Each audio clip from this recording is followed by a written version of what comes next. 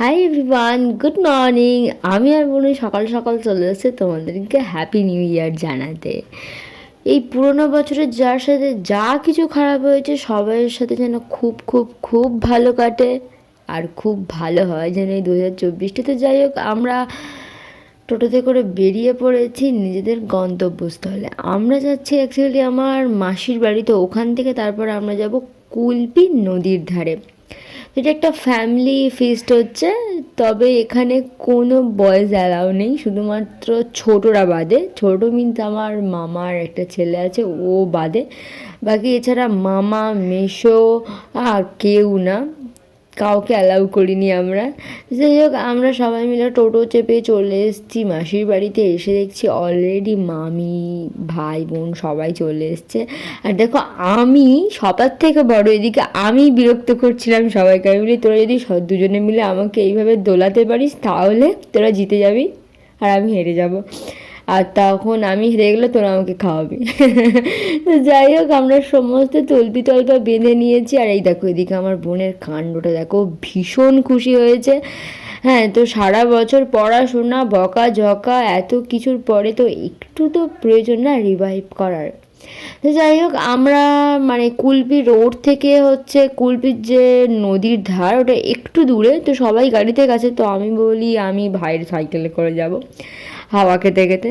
তো যাই হোক, তারপরে আমরা পৌঁছে গেছি এখানে। তো এটা অ্যাকচুয়ালি অনেকে ইটভাটা বলে চেনে, মানে কুলপি যে নদীর ধারটা অনেকে ইটভাটা বলে চেনে। তো এখানে সত্যি প্রচুর ইট তৈরি হয় আর ভীষণ সুন্দর দেখতে। আমরা সবাই একদম উপরে গেছিলাম, আর যারা তৈরি করছিলেন ওনারা আমাদেরকে সব কিছু মানে ওই যে আগুনটা আর কি সবটা খুলে খুলে দেখাচ্ছিল কীভাবে কি তৈরি করে না করে। ভীষণ সুন্দর দেখতে, ভীষণ মজা করেছি আমরাও। আর চারিদিকে দেখো শুধু সাদা বালি, শুধু সাদা বালি। অ্যাকচুয়ালি ওরা ওই নদী থেকে তুলে এনে তারপরে আবার, তো তারপরে দেখো কেমন বাজে বিচ্ছিরি একটা রাস্তা। হ্যাঁ, এটা সুন্দর করেই ওনারা ইট টিট পাতে, কিন্তু ওই জোয়ারের জল এসে খারাপ হয়েছে। তো তারপরে আমরা ওই বসে গেছি একদম পুরো নদীর ধারে। প্রচণ্ড হাওয়া লাগছিল, প্রচণ্ড হাওয়া লাগছিল। আর ওখানে গিয়েই মানে আমার আর বোনের আর আমার আরও একটা যে বোন ছিল, ওরও মানে ভীষণ খিদে পাচ্ছিল। তো তারপরে আমরা বলি চলো যা আছে টুকটাক আমরা সাবার করতে থাকি, তারপরে বড়োরা পাবে পাবে, পরে দেখা যাবে। তো কিছুক্ষণ নদীর ধারে হাওয়া খাওয়ার পরে কী যে ঠান্ডা লাগছিল কি বলবো। আমি নামেই ক্যাথ মেরে ভিডিও করছিলাম। তারপরে আর ঠান্ডা সহ্য করতে না পেরে বুড়িদের মতন মুড়ি দিয়ে নিয়েছি। তো তারপরে কলা পাতা বিছাচ্ছি। হ্যাঁ, অনেকে হয়তো বলতে পারো যে কেন কলা পাতা, বিশ্বাস করো কলা পাতাতে খাওয়ার যে আলাদাই ফিলিংস, একটা আলাদাই মজা। তো সেটা যারা খায় তারাই জানে। অ্যান্ড দেন আমার সব থেকে পছন্দের একটা জিনিস আলু ভাজা ফার্স্টেই দিয়ে দিয়েছে, আমি এদিকে টুকটুক করে সেরে নিচ্ছিলাম। তো তারপরে ভাত, অ্যান্ড দেন হলো ডালটা ছিল হ্যাঁ মাছের মাথা দিয়ে, যেটাকে কি বলে মুড়িঘণ্ট, ওরকমটাই বানিয়েছে। তো সেটা ছিল একটা ব্যাগের মধ্যে। দেখো কতটা পড়ে গেছে, সবাই না আমাকেই বকছিল। অ্যাকচুয়ালি আমি ওটা সাইকেলে করে নিয়ে আসছিলাম, নাড়া পেতে পেতে ভিডিওর চোটে ওটা পড়ে গেছে, মানে বাইরে পড়েনি, প্লাস্টিকের মধ্যে। তো যাই হোক, আমরা ভালো করে খাই দাই করছিলাম। আর ডালটার টেস্ট দারুণ ছিল, শুধু বাচ্চারা খেতে পারবে না কারণ ওটা একটু ঝাল ঝালও ছিল, প্লাস আবার মিষ্টি মিষ্টিও ছিল।